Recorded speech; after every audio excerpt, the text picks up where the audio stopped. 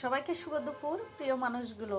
এই হচ্ছে দুপুরের রান্না, আলু দিয়ে আর তেলাপিয়া মাছ আর ওই ছোটোটা তো মাছ খায় না, চিংড়ি দিয়ে ঝোল ঝোল।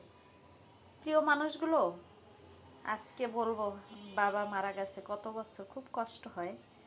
তো বাবার উদ্দেশ্যে, শৈশবে হারালে পৃথিবী অনাথ হয়ে যায়, যৌবনে হারালে সাহস ভেঙে পড়ে, বার্ধক্য হারালেও ভেতরে শিশুর মতো কাঁদে, বাবা না থাকলে আকাশটা ফাঁকা লাগে, ভিড়ের মাঝেও হয়ে যেতে হয় একা, বাবার ডাক